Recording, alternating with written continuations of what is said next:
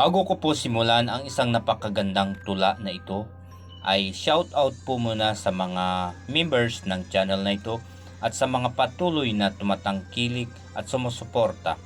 Mabuhay po kayo, God bless, at mag-iingat po tayo lagi kung sa amang panig tayo naroroon ngayon. Maraming salamat po. Nandiyan na siya. Nanlilisik ang mga mata. Tila ba nakatira ng droga. Nakangisi na parang nakamariwana. Binilisan ang lakad. Di na alintana kung saan mapadpad. Kung pwede lang sana'y lumipad nang makalayo na sa kanyang agad.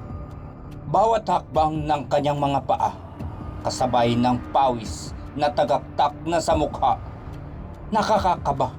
Ayaw niyang mabigla. Kaya dahan-dahang lumingon, ngunit walang nakita. Sino ka? Sambit ng bibig na takot, ngunit tila liwanag ng bilog na buwan ang sumagot. Nakakakatakot at nakakakilabot. Mas lalo na ang malamig na hangin sa katawan ay bumabalot. Kaya siguro hindi madilim ngayong gabi dahil sa maliwanag na buwan ay may nagmumuni-muni. Sino yun? Nakakarindi ang paghikbi na wala na ng tuluyan ang sarili.